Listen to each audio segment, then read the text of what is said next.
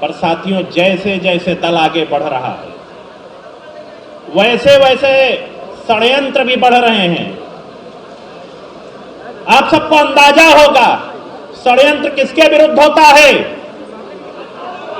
जिससे आपको डर लगता है, और अपना दल किसी से डरने वाला है? डरने वाला?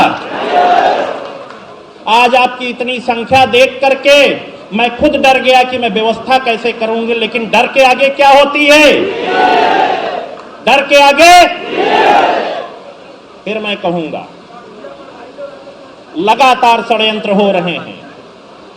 जैसे ही आपकी राष्ट्रीय अध्यक्ष जी की बात मानी गई, जाति जनगणना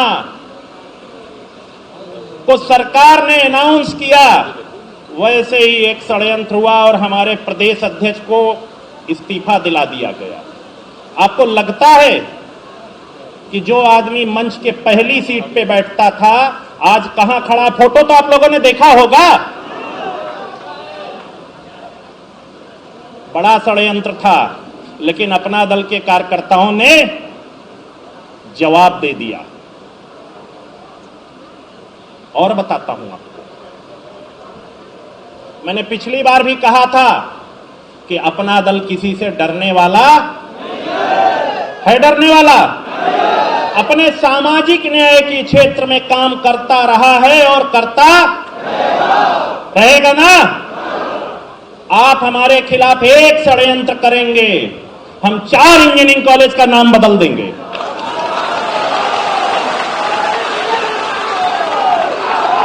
बदल दिया। बाबा साहब भीमराव अंबेडकर से लेकर के, बाबा साहब भीमराव अंबेडकर से लेकर के, सरदार पटेल से लेकर के महारानी अहिल्याबाई तक मैंने नाम रखने का अपनी नेता के नेतृत्व में काम किया है। मैं धन्यवाद देना चाहता हूं प्रधानमंत्री जी का, जिन्होंने ऐसे कार्यों का हमेशा सराहना की है। आप षड्यंत्र करते हैं। आप उन लोगों को, हमारे सारे मीडिया के साथी हैं, आजकल 2 प्रकार की राजनीति लोग करते हैं। एक, माफ करिएगा मीडिया के साथियों को, मैं व्यक्तिगत तौर पे किसी से कुछ नहीं कह रहा हूं, लेकिन आप लोगों को तो मसाला चाहिए।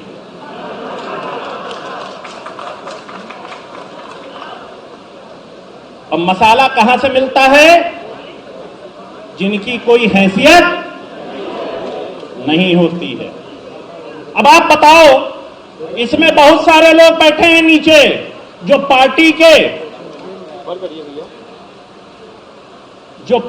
के राष्ट्रीय सचिव से लेकर के राष्ट्रीय महासचिव तक नीचे बैठे हैं,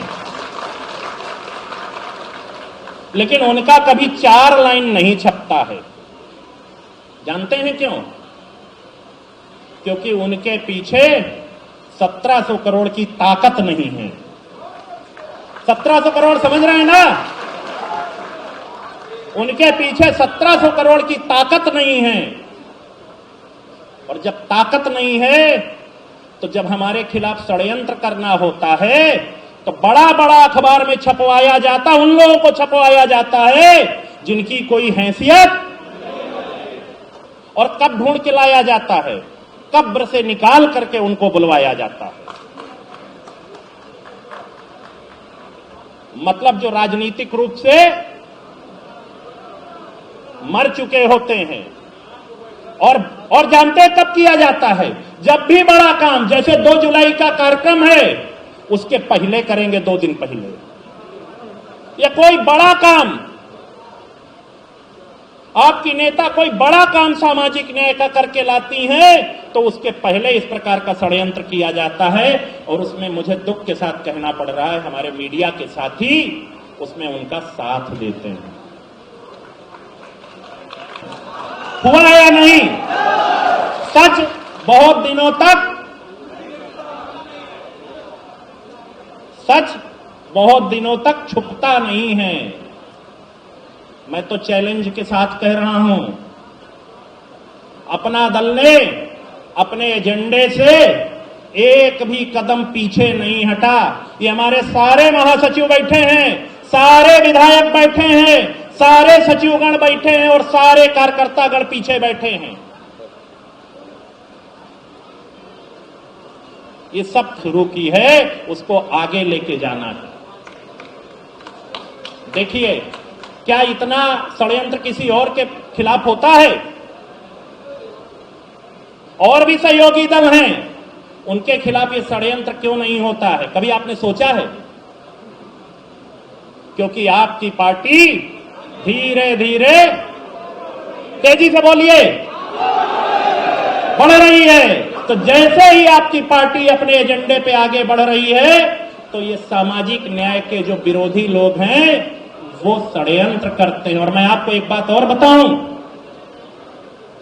लोग बार बार मंत्री पद की बात करते हैं, अपना दल के एजेंडे के आगे मंत्री पद की कोई हैसियत नहीं है। ये मैं आज आपके सामने कह रहा हूं।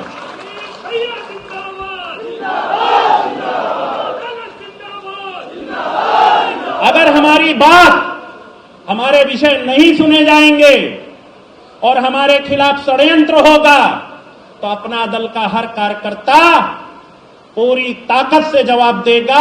और सबसे छोटा कार्यकर्ता मैं हूं, तो उतनी ही ताकत से मैं भी जवाब दूंगा।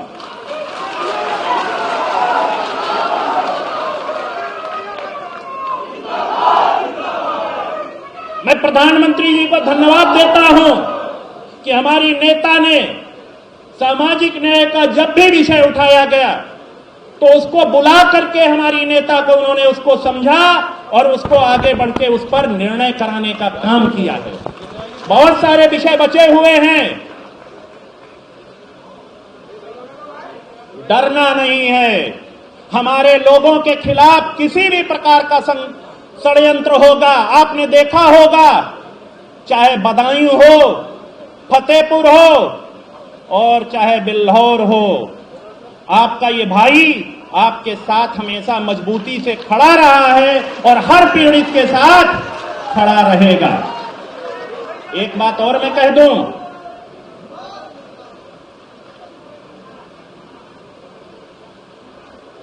जो लोग ये सोचते हैं कि पीछे से वार करके हम अपना दल को दबा लेंगे, अपना दल को खत्म कर देंगे, वो भ्रम में हैं। आपके हर वार का उतनी ही ताकत और अपने कार्यकर्ताओं के दम पर ज्यादा जोश से हम जवाब देंगे। ये मैं आज आप सबके सामने एक सौगंध लेता हूं।